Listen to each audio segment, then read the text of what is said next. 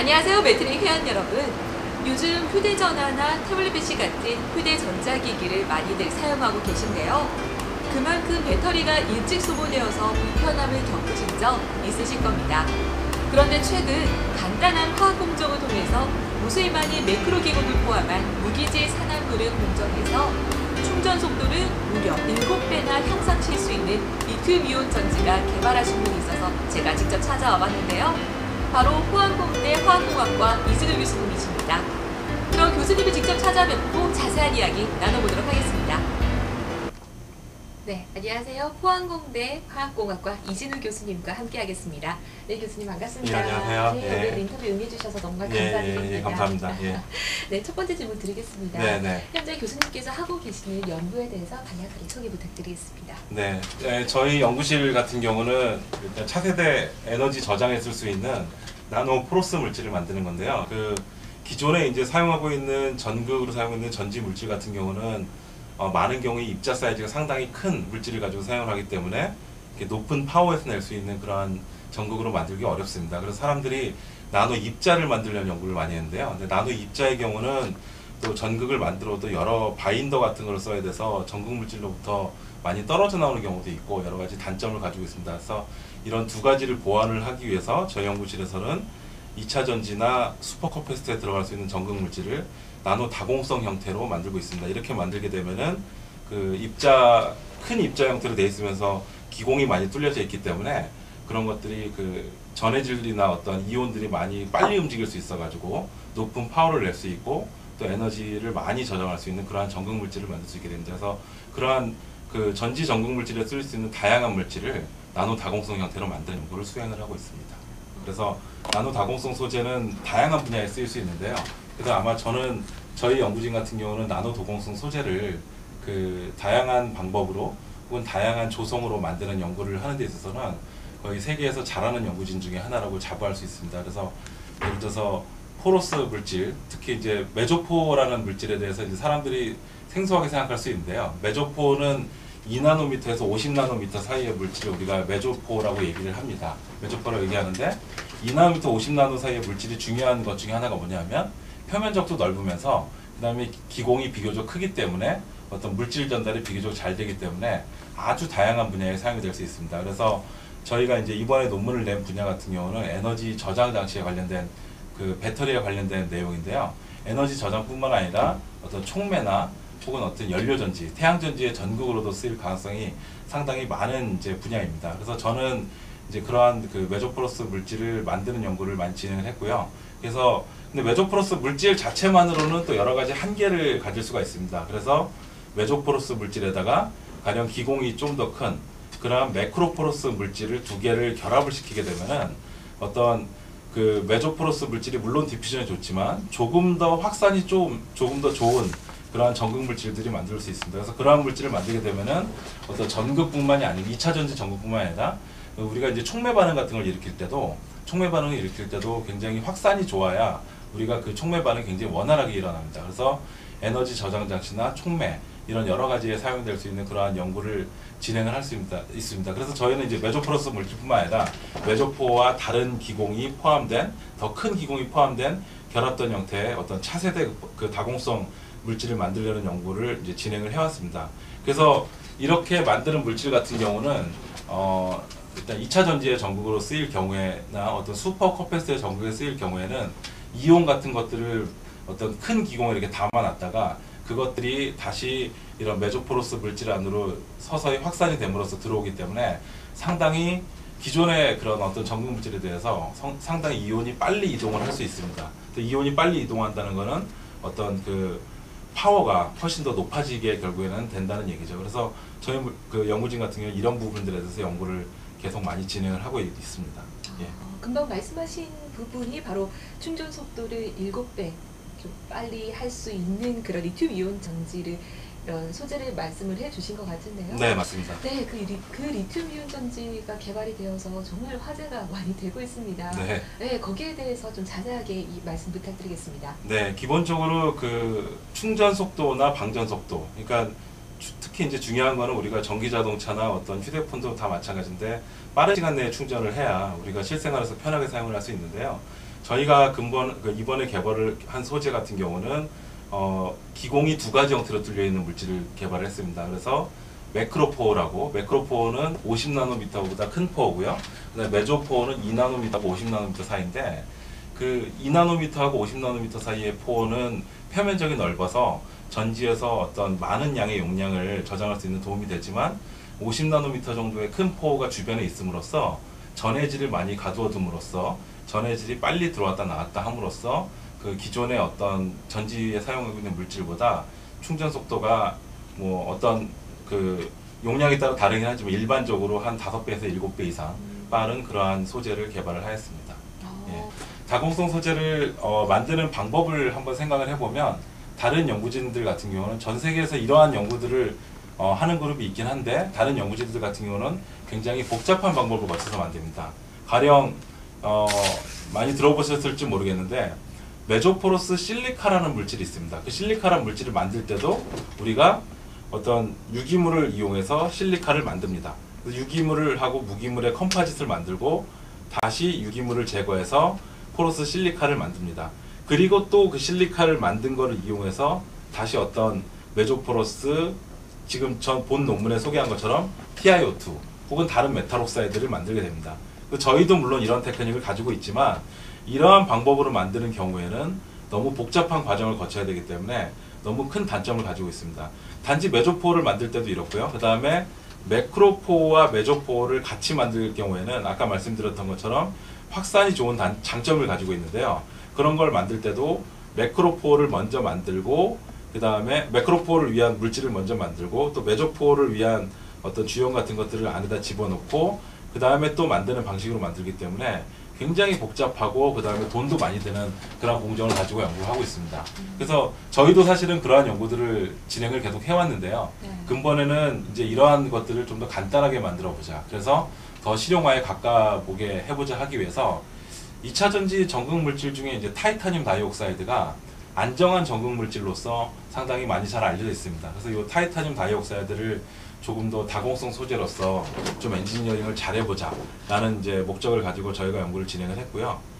저희가 이번에 한 연구에 대해서 다시 간단하게 말씀을 드리면, 그 블라코폴리머라는 거는 이제 우리가 한 2에서 50나노 정도 되는 이제 메조포어를 만들어주고요.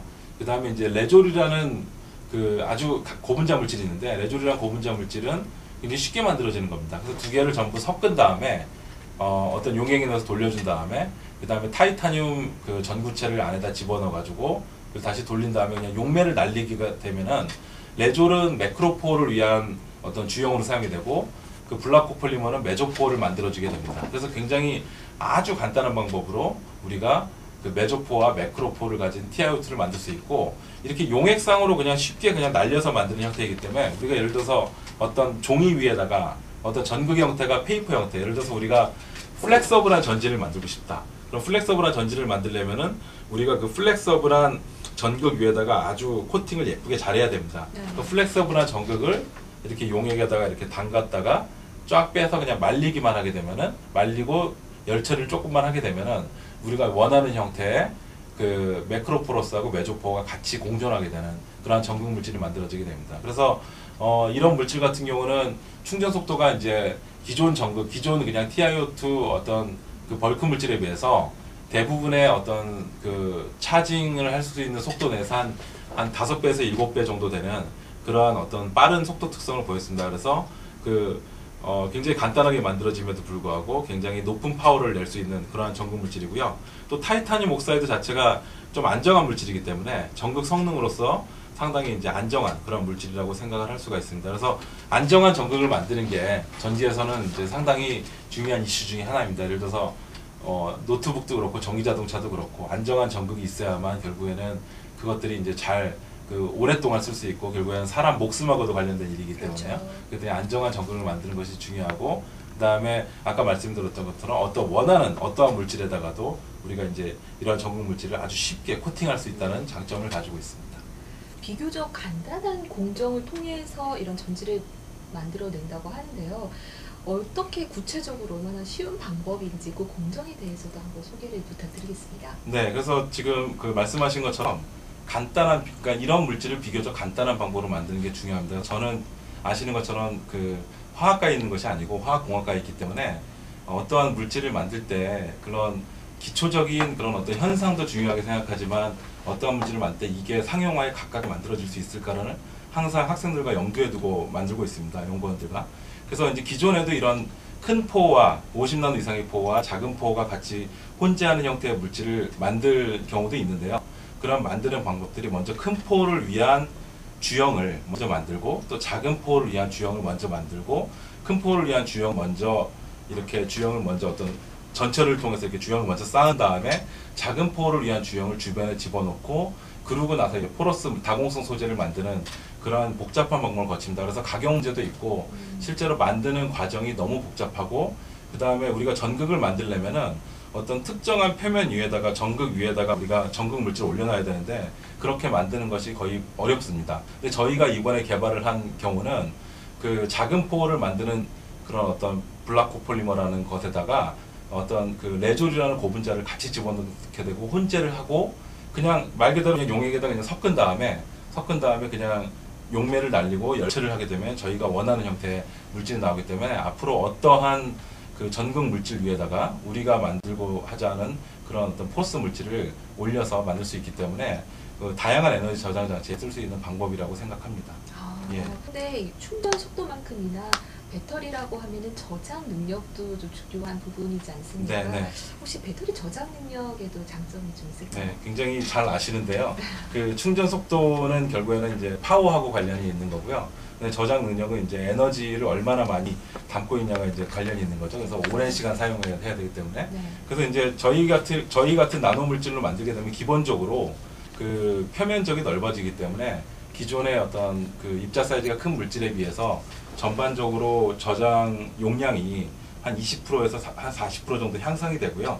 그 다음에 또 이런 물질을 지금은 이제 타이타늄 다이옥사이드에 대해서 연구를 진행을 했기 때문에 용량이 한 200mAh 정도로 나오는데 이 물질을 만약에 다른 형태의 옥사이드 물질로 산화물 물질로 예를 들어서 아이온 옥사이드나 어떤 니켈 옥사이드, 코발트 옥사이드, 틴 옥사이드 이런 물질로도 충분히 확장해서 일을 진행을 할 수가 있습니다. 그래서 지금 저희도 이미 그 초기 결과들을 다 가지고 있고요. 근데 이런 걸로 만약에 바꾸게 된다면 충전 속도도 빠르면서 용량도 지금 저희가 발표한 논문보다도 서너 배 이상 높은 그러한 물질을 만들 수 있고 곧 아마 논문으로 보고가 될 예정입니다.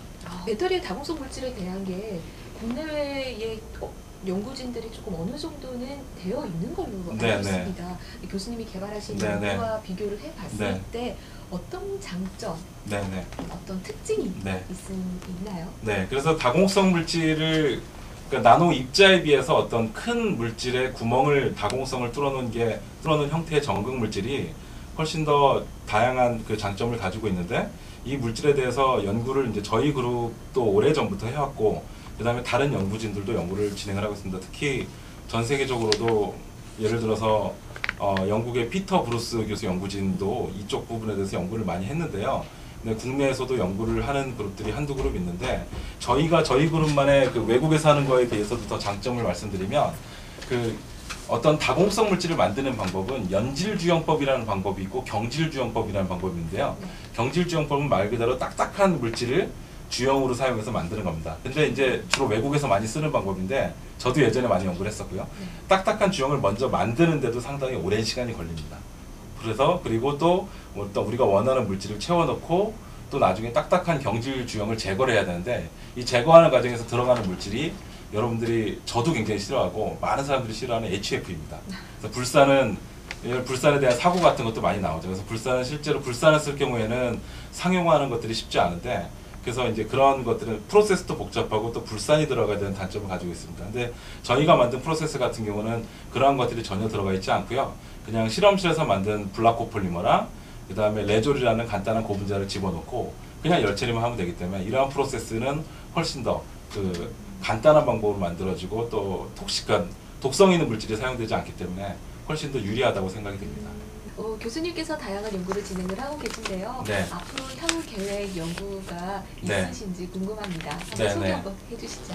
그래서 저는 사실은 이 다공성 물질을 잘 컨트롤 해가지고 에너지 저장뿐만 아니라 에너지 전환, 즉 어떤 그 물분해나 혹은 연료 전지의 전극 이런 쪽에도 사용을 하는 것을 연구를 진행을 해오고 있는데요. 그 2차 전지도 상당히 중요한 분야입니다. 그래서 2차 전지가 우리가 어떤 신재생 에너지를 받았을 때 그래서 얼마나 효과적으로 잘 저장을 해가지고 우리가 실생활에 필요한 곳에 사용을 하는 것은 너무나 그 중요한 문제이기 때문에 2차 전지에 대한 연구도 지금 연구원들과 굉장히 많이 진행을 할 거고요. 사실 그것과 더불어서 또 중요한 문제 중에 하나가 에너지 전환에 관련된 문제입니다. 예를 들어서 그 태양전지를 잘 써가지고 우리가 이제 바로 에너지를 저장할 수 있지만 태양전지를 가지고 우리가 전기 분해를 할 수도 있습니다. 태양전지 생성된 전기로. 그럼 그렇게 나온 전기를 이용해서 만약에 수소와 산소로 에너지를 잘 갈라놓는다면 우리가 수소를 저장을 해서 나중에 필요할 때 연료전지로 돌려서 에너지를 쓸 수 있죠. 네. 그래서 우리가 신재생 에너지로 이루어진 사회를 생각을 해보면 물을 분해하는 것도 중요하고 또 수소를 굉장히 잘 이용할 수 있는 연료전지도 중요합니다. 그래서 이러한 분야에 저희가 그 다공성 소재 물질 자체가 이러한 분야에도 잘 사용이 될 수 있습니다. 그래서 왜냐하면 다공성 물질 소재라는 건 대부분 촉매 반응을 그 일으키는 데 있어서 담체 같은 걸로 사용이 될 수 있기 때문에 어떤 입자 같은 것들을 촉매 입자 같은 것들을 다공성 소재 위에다 전부 다 올려놓고 그리고 어떤 물을 분해시킨다던가 혹은 연료전지의 전극으로서 반응을 시킨다면은 기존에 있는 전극 물질보다 훨씬 더 몇 배 더 향상될 수 있는 그러한 전극 물질을 만들 수 있습니다.